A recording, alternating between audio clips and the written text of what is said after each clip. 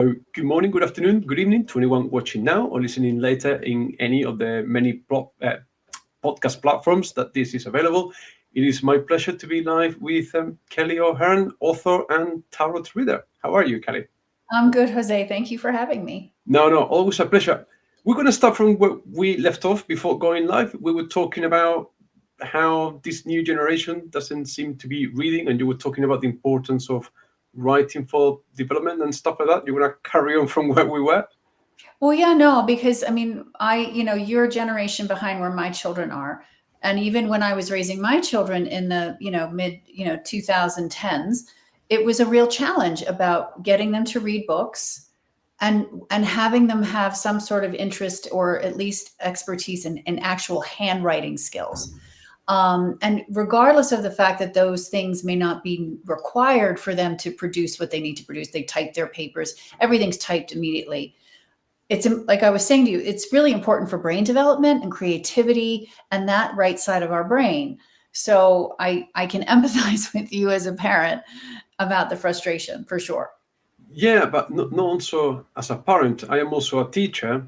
Well, luckily, I say luckily for me, I teach maths. But my colleagues that teach Spanish and English, whenever they come to the writing tasks, they say to me that these kids nowadays, they write like they speak Yeah. because they don't know anything else. They don't read. They don't understand that there are different language structures for different environments. And I think it's pretty terrible. It's really terrible. I mean, it's okay to utilize, search engine helps for, what's a synonym to this word or something. But you need to know basic grammar. You need to know sentence composition. You need to me at least. I mean, I'm sure there are many children on the planet that would completely disagree with me. Yeah. Another note, so like my colleague is the head of Spanish for my school is based on 3 different campuses, and we were wondering whether we're just not fighting a lost battle. You are, but it's a battle worth fighting, don't you think? But if it's already lost, like I said, I agree with you. So I am contemplating taking like very hard, definite action with my children. But Yeah. the other thing I was thinking about, and I keep asking this to different people, maybe you can help me here. When I was a kid, I grew up with comic books. Like the Sunday papers will have an extra, like, the Kiddies magazine, and you have a few pages of comics there. And we would go to friends' places and spend the afternoon trading comics and reading. So who's writing for these newer generations? Who's writing the books for the kids of today? Well, I mean, I will say there are a lot of really clever comic book based novels in the world now that perhaps that's your answer. Have you ever considered offering your children a book, but have it be a comic book? No, we're not quite there yet, but they, I don't know, I get confused. So at the last book fair, because my school, obviously we live in Spain, but it's a British school. So every so often we get a book fair so the kids have an opportunity to buy books in English. And he bought one of those Diary of a Wimpy Kid books. He just read it in 2 days, and I could see him, and he was smiling and laughing and giggling as he was reading the book. And I was like, this is it. I got it. So what do? For Christmas, I buy him the whole box set. Yeah. That's it. I shot myself on the foot. Like he didn't really go back to it. And it's like, oh, okay. So did they just get too eager there? I don't know. I know. I don't know. I mean, we are raising so many generations of people who are now so visual. Yeah. And audio based. I mean, even I have to be honest, even people of my generation, I mean, I'm 59 years old. They most of them now want to listen to an Audible. It's not for me. I still read. I'm a huge reader. And I will say one of the reasons I'm so grateful that reading became a part of my life is because of my mastery of language, my mastery of vocabulary, my mastery of different ways to say the same thing, right? And it makes for me to be a better storyteller, even if you're just recounting a story to a friend. rather than this kind of brevity of description, this brevity of word choice, that a lot of Yeah. this generation is up against. And one of the other things that my colleague mentioned that is, really did struck a chord with me this morning is that you're always going to have the generational gap. You, me, we did things our parents didn't approve of, and I'm sure your children did things like mine that we don't approve of. Of course.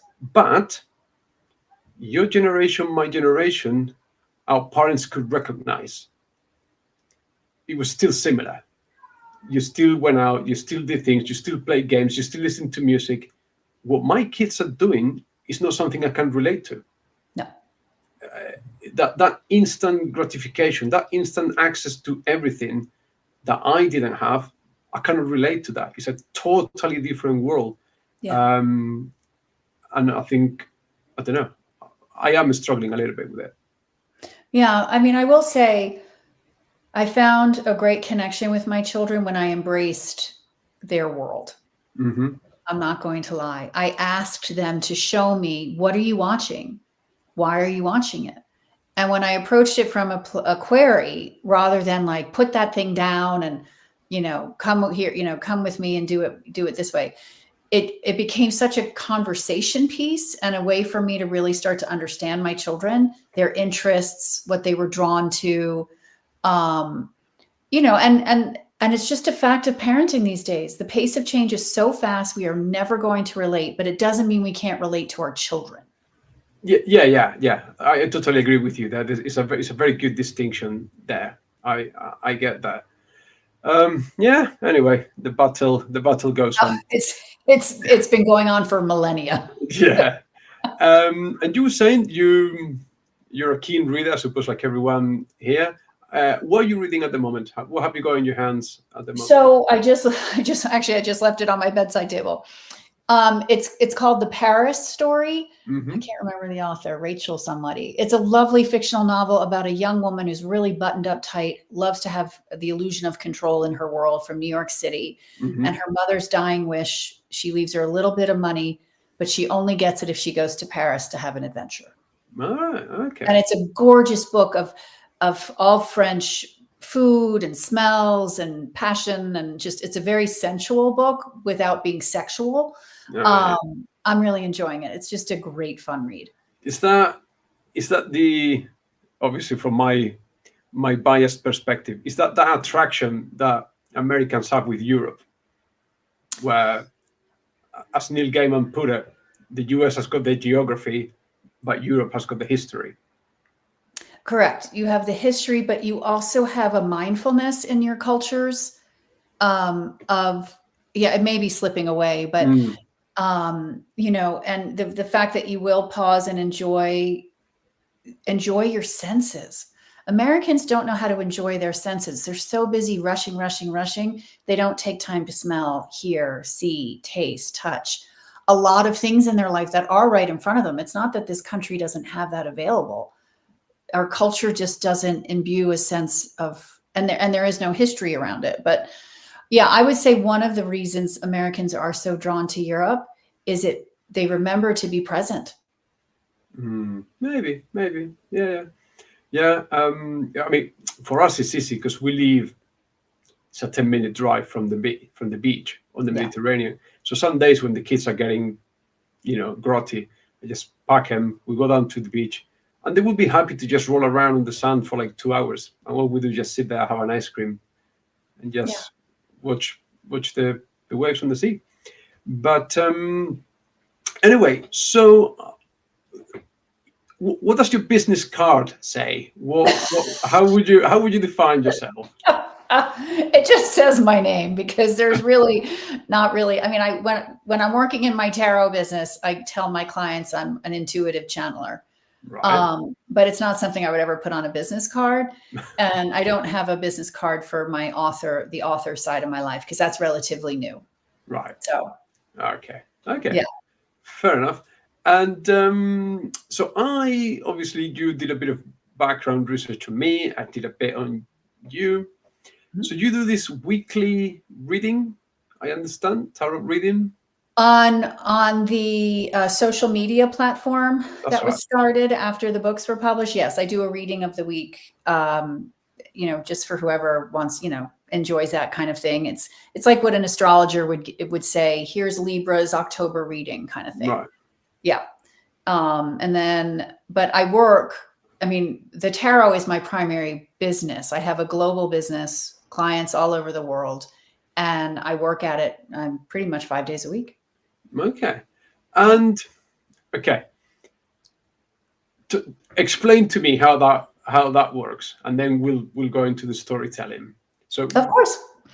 So, as I said, I'm an intuitive channeler. Now, what that means is I have the capacity, as every person on the planet does, to read, interpret, understand, and translate your energy. Where is your vibration and frequency most prevalent in your life, especially in relationship to things in your life that you are experiencing a challenge with? Because, Jose, as you can imagine, no one comes to me when life is going swimmingly. They come to me when they are stuck in a bind, in fear, things like that. And they're looking for a greater understanding that perhaps the beautiful modalities of the mind, like therapy, psychoanalysis, all that wonderful option isn't satisfying them. It's not helping. So I work with my clients and we work with their energetic body. And listen, at the end of the day, it's an energetic universe, and everything happening in our life is our responsibility. I know we all want to cast blame on that person, that situation, that experience, that memory. We want to not take responsibility, but my job is to help my client understand how they are contributing to the results they are seeing, and then to shift that. So my greatest compliment is when I never hear from them again, because they have moved out of the crisis into smoother water, and I've done my job. Okay, I really like what you said, because I'm a firm believer in that we are responsible for where we're at. It's our decisions that have taken us to the place that we're at, and taking personal responsibility.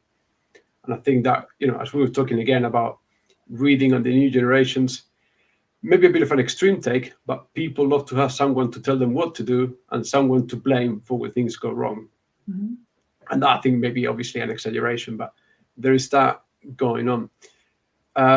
So what is it about the tarot deck that is so suggestive? Because I don't know if everyone listening knows or doesn't know, the tarot deck was invented in Renaissance Italy. It was just a card game. That's all it was.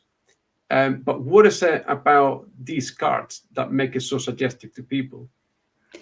Well, the tarot, actually, there are clues of tarot language, especially the major arcana, which are the first 22 cards in the deck. It's a 78 card deck.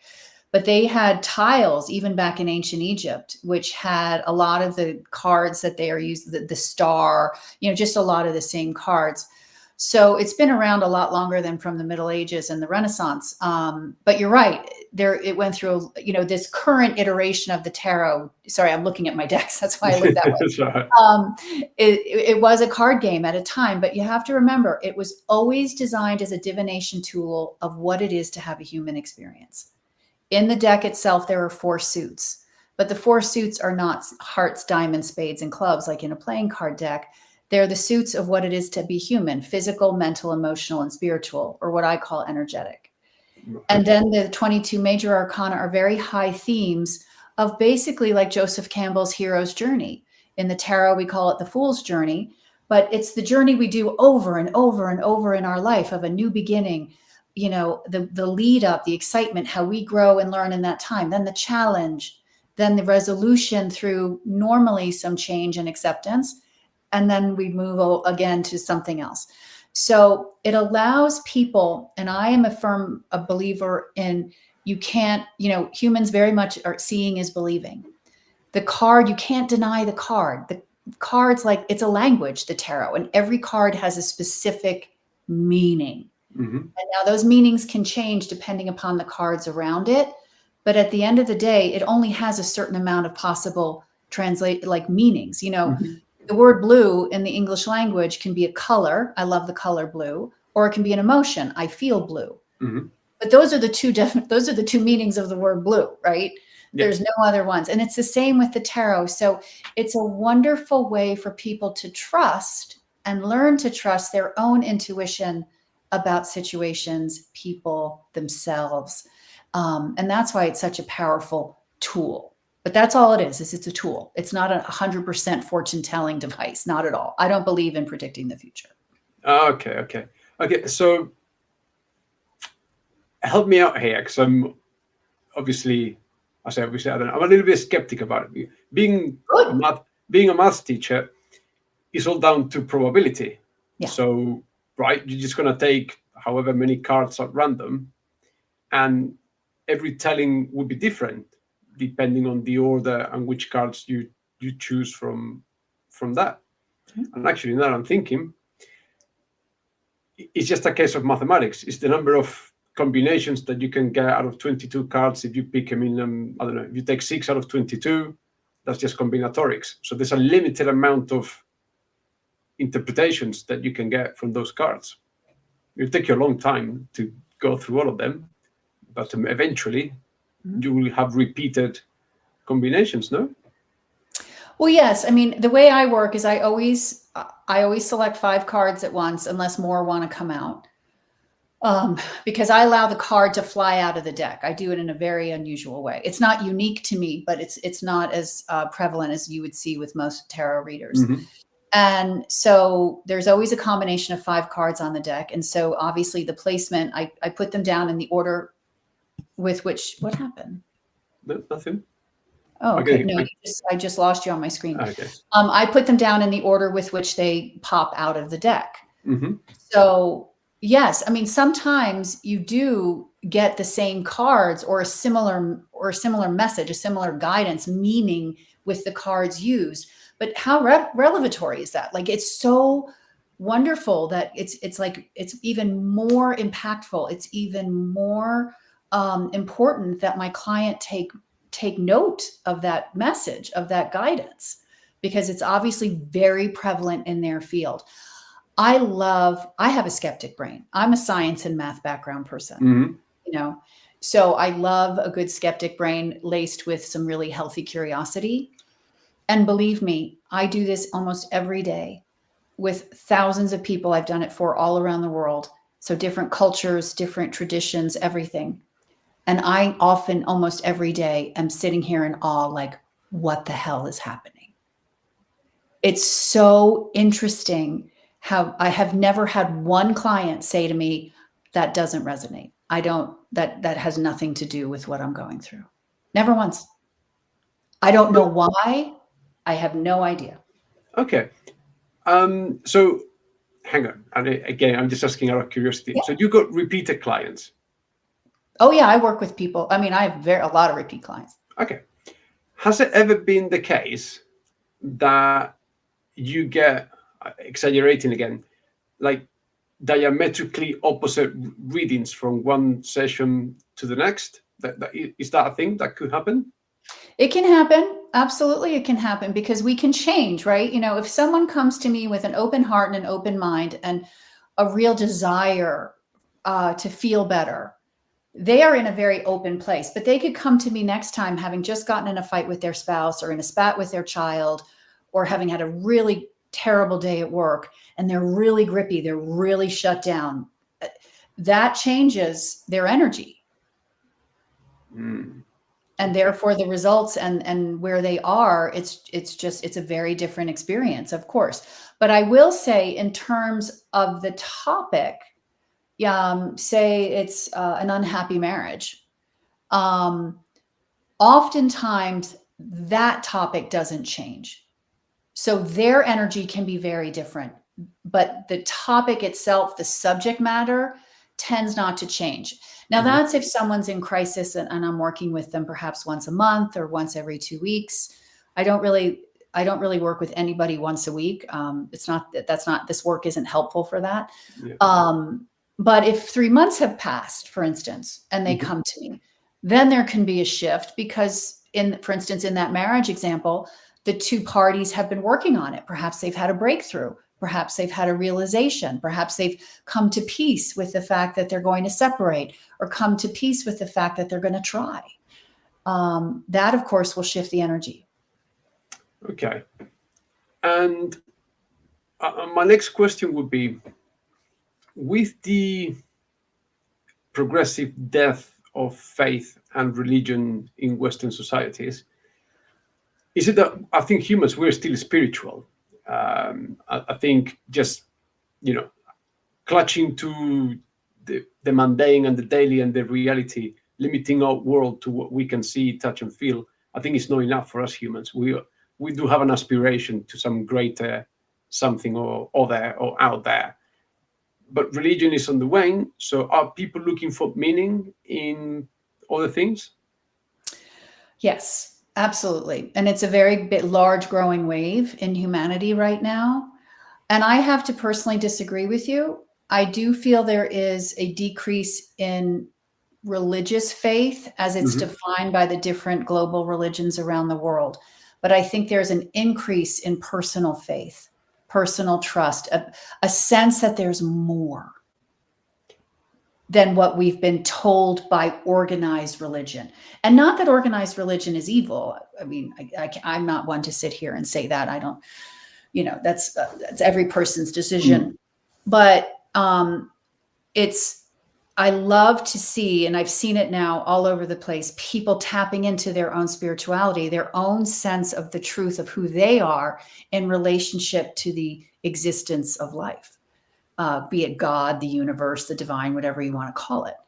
And I think there's a beautiful growing wave of more faith, more trust, more curiosity about the truth of who they are, that we are a spiritual being having a human experience. What exactly is that for me? And I don't disagree with you. And I think maybe I didn't express myself correctly, but you expressed it really well. Yes. What I mean, the faith as expressed and promulgated by organized religion that's definitely on the way down. Yeah. And I think people are trying to replace that with something else, possibly because are we just unwilling to accept that we are just this minute, minuscule nothingness in the ever-expanding universe, and our lives are therefore inconsequential to the grand scheme of everything that we can just not comprehend? Okay, so that is definitely a school of thought. And it's a school of a strong, a lot of people have that type of despair in their life. Because then what's the point, right? If that's what you believe, what's the point? But what I believe and what I've been shown to be true from my guides, and what I get in when I'm connected to a very kind of global, universal field of knowingness, is that each person is so important. We are all so important, and our capacity of what we contribute to the entire experience of existence is important, especially in this human form. Because yes, I mean, we are trapped in this third dimensional thing called reality, but we have emotions and we have senses and we get color, and we're given this beautiful planet. We're given this vast capacity to love through those emotions, sensual experiences. That's not the truth of who we are throughout infinity. An energetic body, our the truth of who we are, our soul, doesn't get that when you return to the field, right? It's a different truth. So how juicy and marvelous it is to be here, and it's important. So I do encourage people to try not to dismiss the importance of their life. No matter how mundane it may be, that's it. Don't be so judgy. It still has meaning. No. Yeah, and I think we are all looking for that meaning. Yeah. And if you're lucky enough, you'll find that hopefully in something that is healthy and worthy. And then I think happiness can derive from that. Yeah. And maybe unfortunately some people are searching in the wrong place, or they never find it. And you can just look around and see that some people are content and happy with their lives, and some are not, no matter what they have or how much they have. And we are all constantly searching. And that, I mean, and that is the soul's path. I mean, that's very important for that particular person, because meaning can be found anywhere. It doesn't require money. It doesn't require success. It doesn't require some grand sweeping purpose. You can find meaning in the most simple things, and that's often the best way to do it. Meaning can be found through a gratitude practice. Meaning, I mean, there's so many ways to find that, but not everybody's meant for that in every life that they have. Mm. Some people are meant to suffer in order to grow. Some people are meant to struggle in order to get perspective. And as a soul, that is. Now, I'm talking from a point of view, perhaps, of reincarnation, and the soul's eternal quest for growth and ascension and evolvement. But for those of your listeners that don't believe in past lives or reincarnation, it still is so important to know that the vibration and what you are putting out into the field does have an influence. So just be mindful of that. It doesn't mean you have to feel good. It doesn't mean you have to be happy all the time. No one is happy all the time. That's an impossible goal. Yeah. Happiness is a fleeting emotion. It's just something that comes and it goes. Mm-hmm. But there's a peace and an ease that I do wish people had better access to, despite what's going on around them. Yep. No. I can. Yep. Yeah. And that's my job. That's what I do, is I help people find that place to live life from. And so, how long have you been doing this for? For clients, 7 years. Okay. And so then what prompted you shifting into writing and your hat as an author? What made you move there? I fought this for so long. So before I started my tarot business, because like I said, I'm a math and science person. I'm a businesswoman, but from a much more structural, grid-like organized place. Mm-hmm. And when I realized that my tarot was something that I wanted to share with the world, I was nervous. I was afraid of judgment. I was afraid of ridicule. I was afraid of being, the people that love me being like, oh my God, she's lost her mind. And so I tried and I sought out and I hired a lot of different professionals in different areas of energy, an astrologer, a psychic, a numerologist, Reiki, all the things. Mm-hmm. And one of the things I did is I hired this beautiful woman who gave me a past life reading. And in that reading, and again, Jose, I wasn't doing it to expand my soul. I was doing it to see how they ran their business. Okay. This is a successful person who has a great international reputation. How does she run her business? That kind of thing. Mm-hmm. And because it would help me figure out how I wanted to run mine. But in this past life regression, this practitioner told me that I'm in a karmic loop right now, always as a woman, in the company of very powerful men, but never as the wife, always as the mistress, the muse, or the mystic.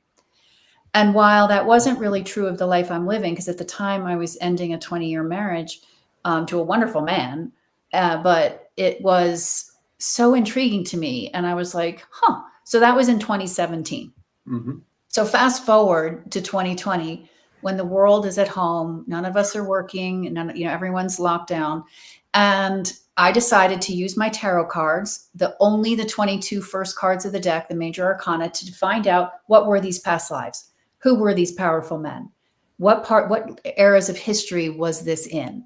Mm-hmm. And I channeled 8 past lives through the lens of my soul with that storyline as the overarching theme. And what came through, I have 40 hours of recorded video showing me doing this. And it was just the most rich, beautiful stories that I knew I had to share them. But I thought I would go right to Hollywood and do some sort of treatment for perhaps a streaming series or something. And every person I talked to, they loved the idea, but they were like, you need a novel. You have to write a novel. Okay. And Jose, I have never been a writer, never taken a writing class. I hated doing book reports in grammar school, right? Mm. It's not my bucket. but I wanted to do it. I wanted to, my guides were telling me I needed to share this story. So I sat down and I wrote a novel. Now, because I'm not a professional, I do have a collaborator, a beautiful woman, Kate Fogarty, who is my co-writer. I create the story, and she just adds so much to it because she's a professional writer. You know, I don't even know where the quotation marks go. I mean, I don't even, I don't know any of that. So it's a beautiful collaboration. And she has, you know, really helped me bring my story to life. And I love it. So that's how it happened. Okay. All right. Well, you know, just to quote Thomas Mann here, a writer is only someone for whom writing is harder than for everyone else. So, so what can we find in your books? Don't obviously not spoiling anything, but you know, what's the overall, the bird's eye view of what we can find there? So it's this, primarily the protagonist is a woman. You meet her at the beginning of book 1 on her 40th birthday, and she's realizing that the life that she's living is not working for her anymore, and it's a terrifying realization.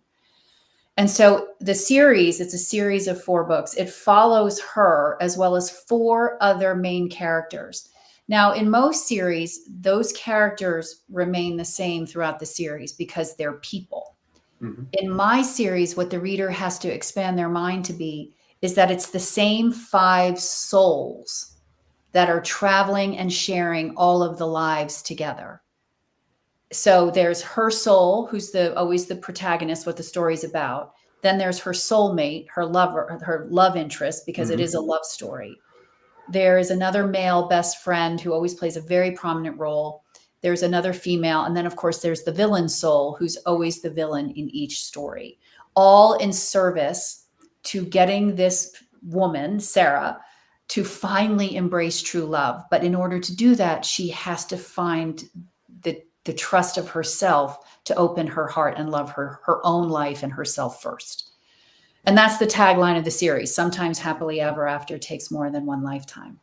So the series takes you through all of these different past lives, as well as a concurrent present life, which is the thread through all the books. Okay, I can see that. So in terms of it's more like an urban fantasy sort of thing, I suppose. What kind of fantasy? An urban fantasy, or like different timelines. Yes, running simultaneously. Because have you delved into the fantasy genre? Not really. It's not a genre I've ever read much of. So no, I haven't. No. Okay.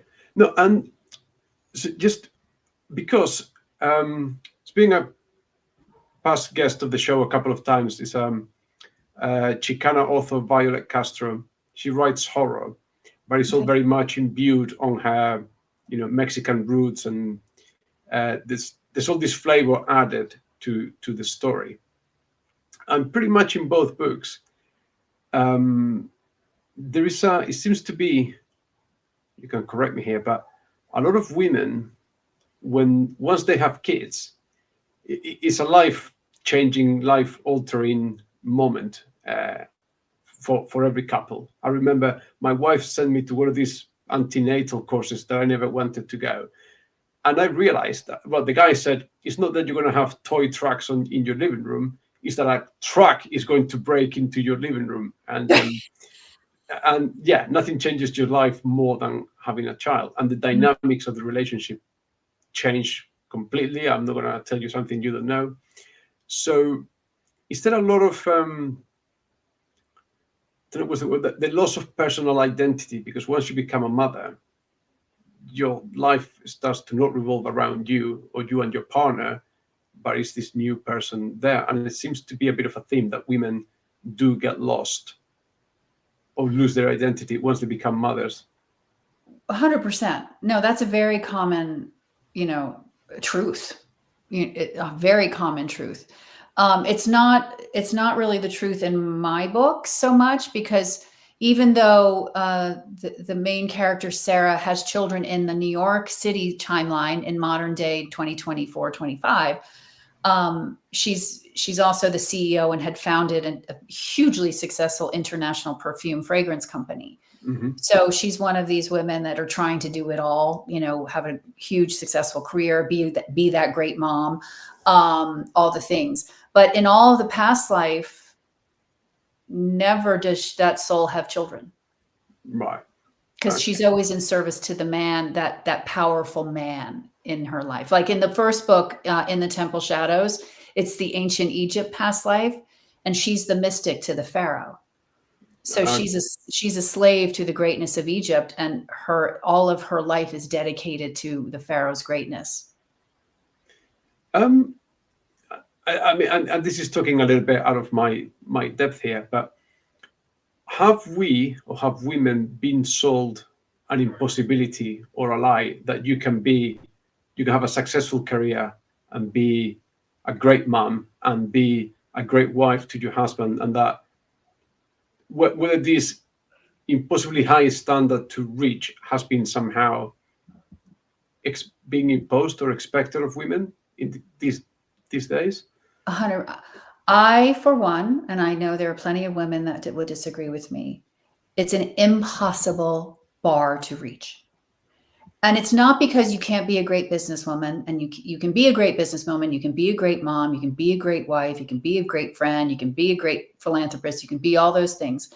But then what's left to be to yourself?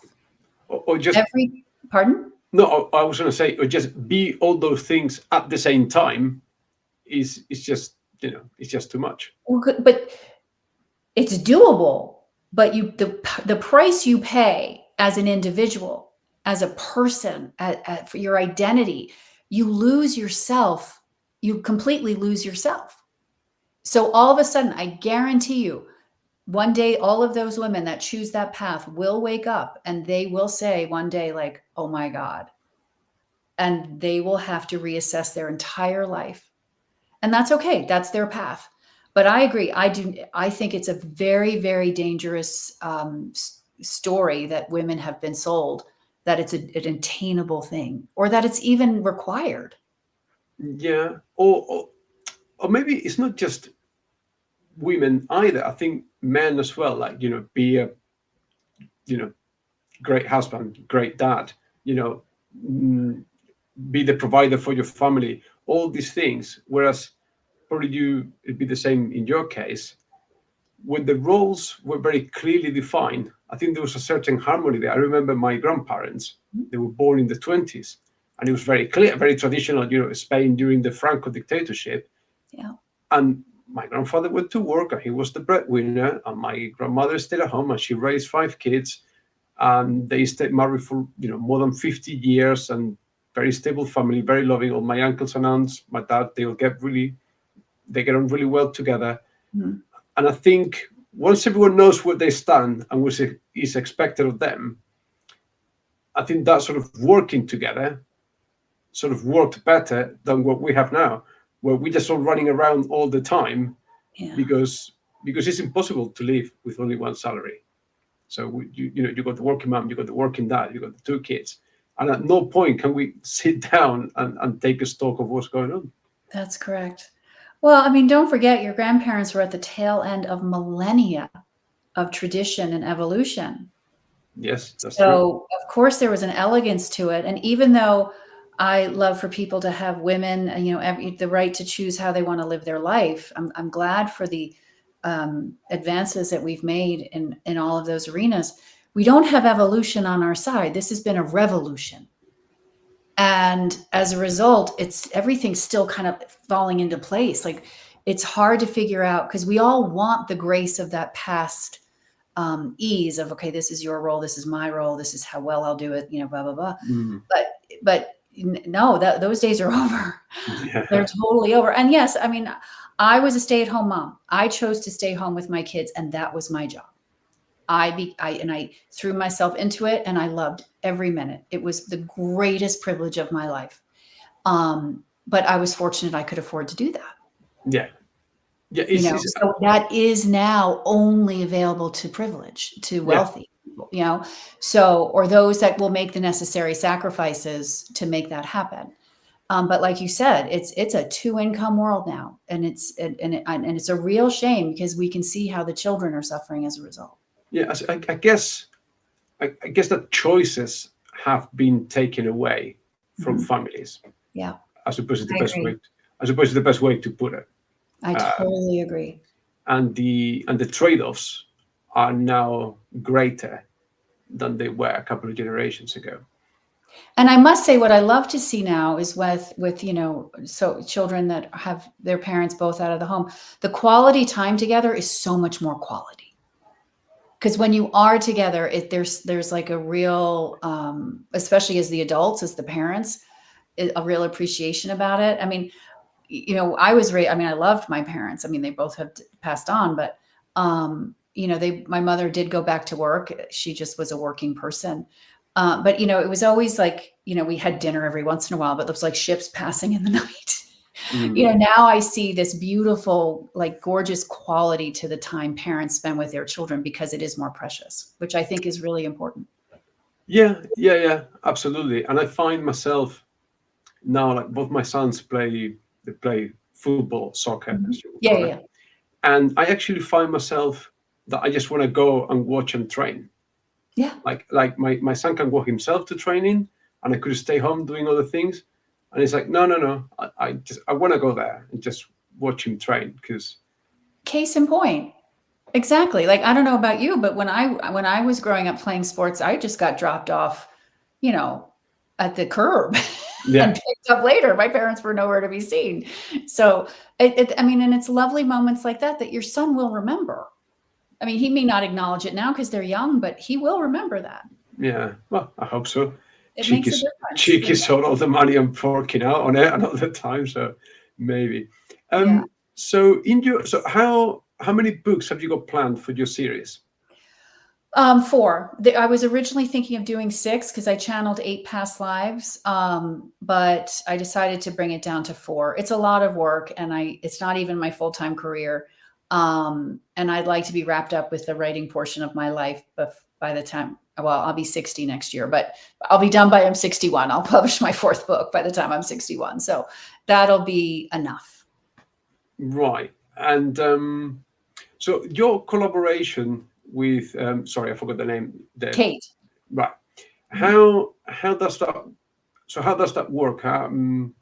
Did you sit down and write, I don't know, like a chapter or the skeleton of a chapter? Can you explain a little bit how that collaboration works? Yeah, so with book 1, I had done a lot of the writing. I had really written it, and so I gave her more of a manuscript, and Hmm. she would go through it, and just improve upon it, add, first of all, format it properly, and then, she would say to me about tropes and story, like just the nuances of professional writing, Hmm. that perhaps were missing.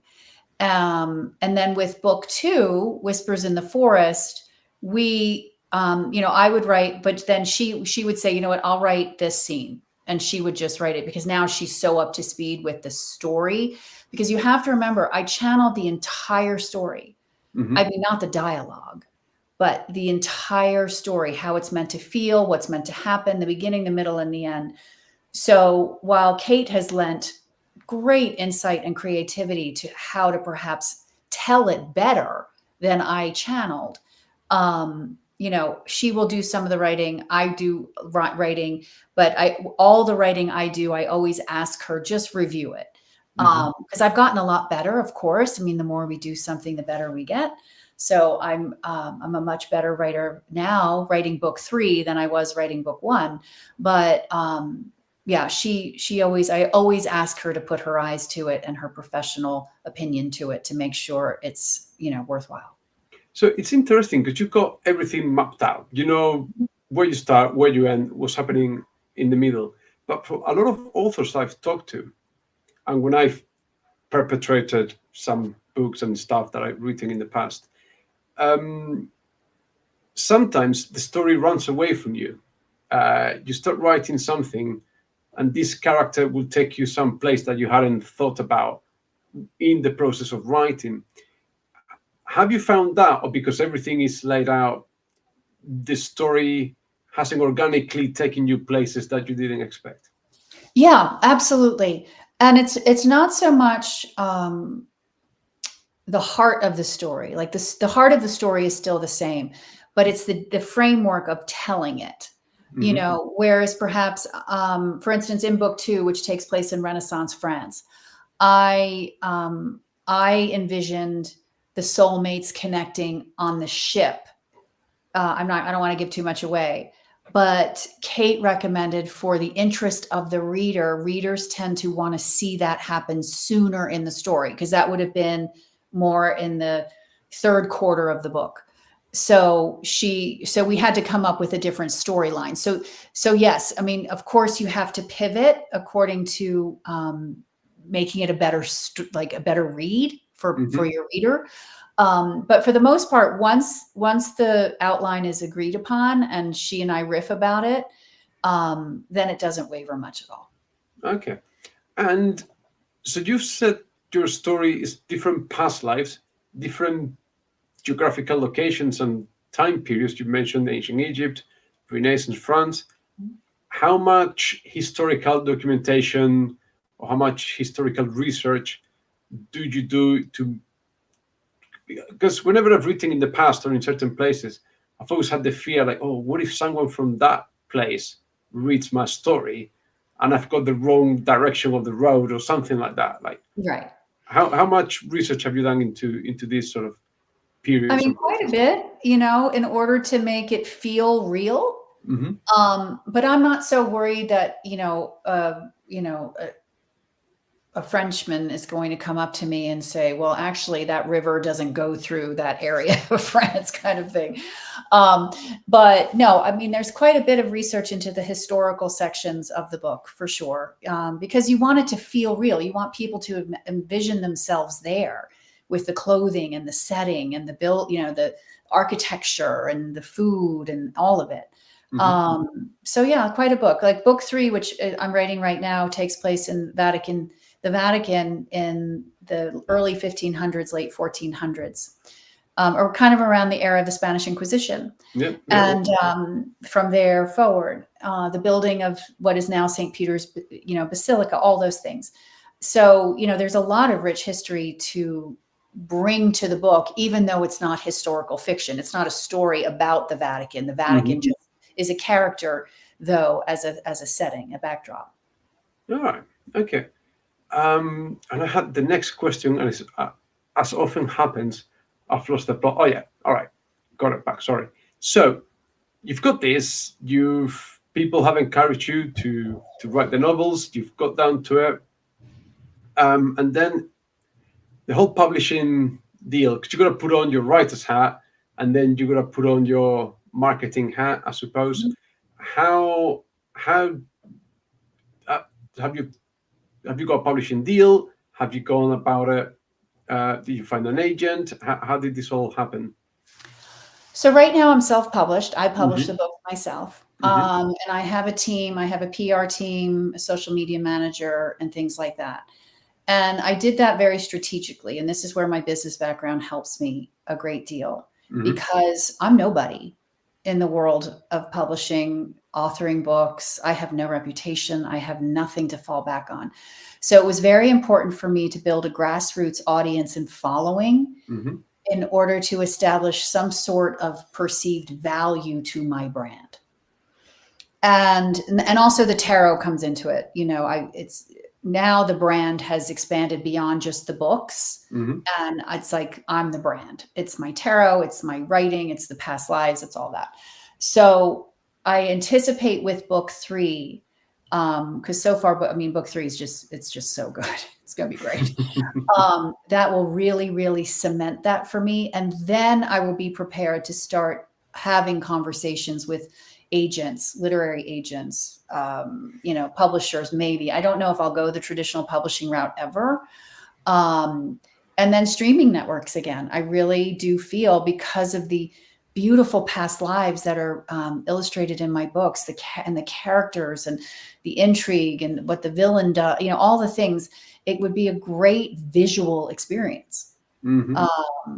So that's my plan. I was willing to finance it until a certain point, in order to then be able to say, okay, you know what, now I have established a good baseline of visibility and success and good reviews. So now what can I get? Yeah, it's so complicated. It's so complicated. It's so complicated. Last Sunday, I was recording a podcast with a good friend Steve from pagechewing.com, and there's 8 million books traditionally published every year. So Yeah. just with those, you've got, in 1 year, you got several lifetimes, no pun intended, to spend your whole life reading. So, and let alone the fact that then I think the indie world has got so much better that, I think now you have to be a writer, you have to be a marketer, you have to think really hard about it. And I've read this year some indie books that are better edited, better written, and much more enjoyable than some books that I've read that, are traditionally published. But the whole point, okay, this is the issue with writing a series is that some people would believe that you have to earn the right to write a series because it's a big commitment. And usually you've got decreasing readers because you're going to naturally lose readers. Of course. I say naturally, I don't know. I suppose J.K. Rowling would say the opposite, that the more books she wrote, the higher her reading audience was. But would you have thought about writing a book that will stand alone first in order to establish your base and then hit them with the series later on? No. This was always going to be... You have to understand something. Metrics and data don't concern me. Okay. I mean, I'm the facts that you are sharing are true, and I'm aware of that.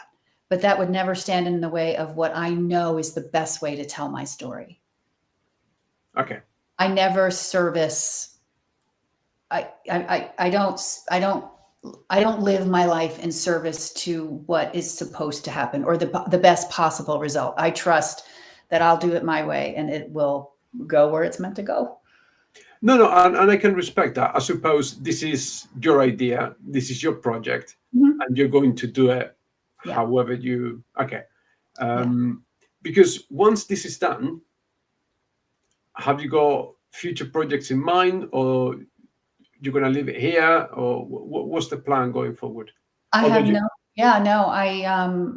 know this will be it. This is my creative baby for this lifetime. And although everyone really wants me to write a more nonfiction book about energy and tarot and all of that. So I am volleying that around a little, but I haven't made a decision on that. But in terms of this type of authorship and this type of experience, this will be it. And it's been a blast. I didn't publish my first book until I was 57 years old. Like, what a wonderful experience. And it's just been such a joy to just continue to reinvent myself and have these new experiences. I mean, if nothing else, my message through this experience is just for people to remember, like, you never age out of possibility. So don't think that that's the future. I like that. I like that. And well, they say age is just a number. I think my niece would disagree with that, but it's a good message. And okay, so, but do you think there's a time in your life where this would have been much more difficult when you had kids, like 100%.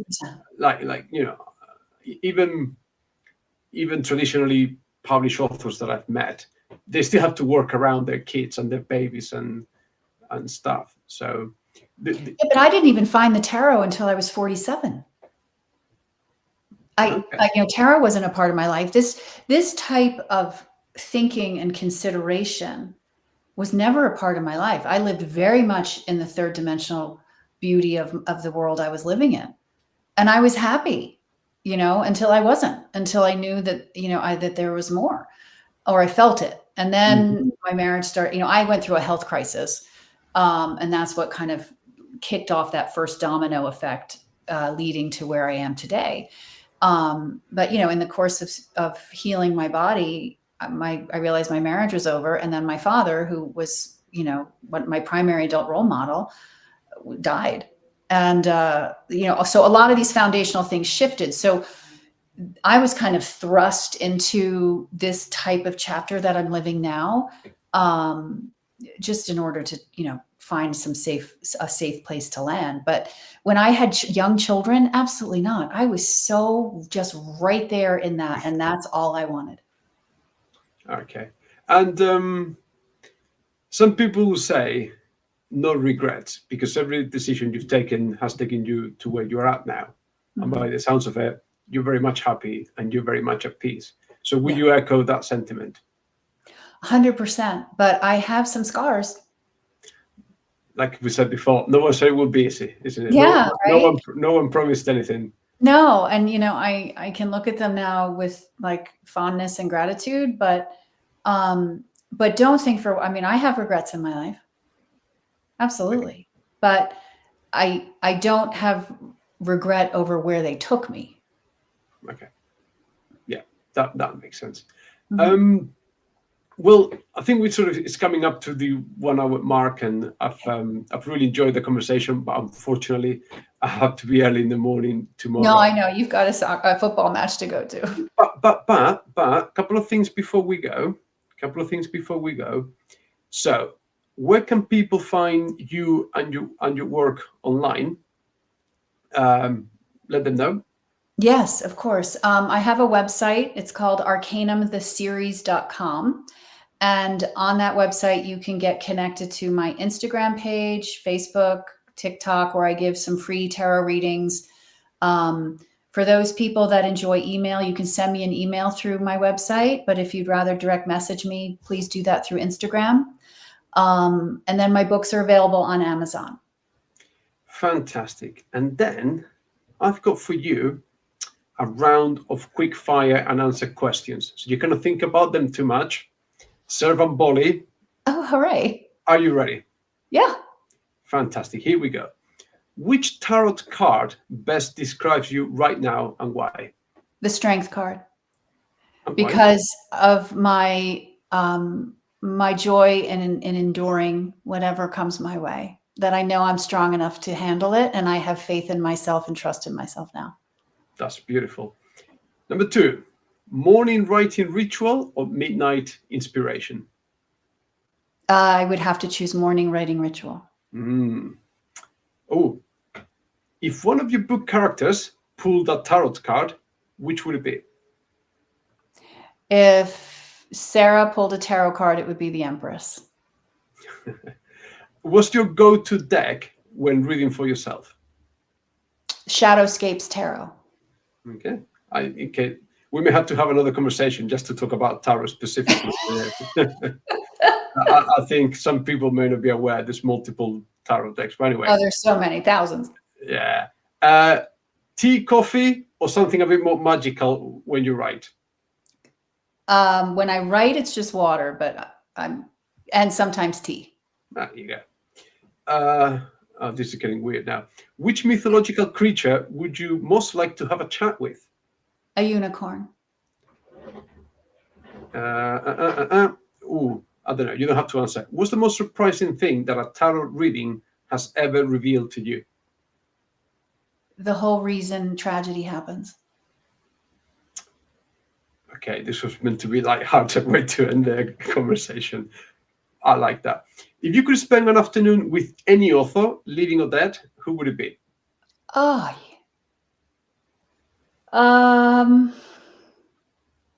Leon Uris. Oh, yeah, I heard of him. He did a lot of stuff. What was the series called? Shogun and all that.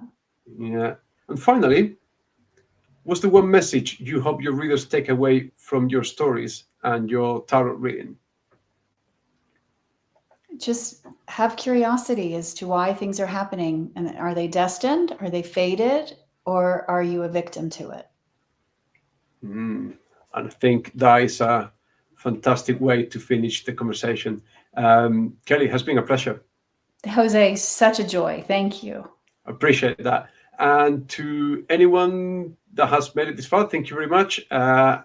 This was episode, I've got it somewhere here. We've made it to episode 56. So fantastic, everyone. Take lots and lots of care, and we'll see you soon. Bye. Bye.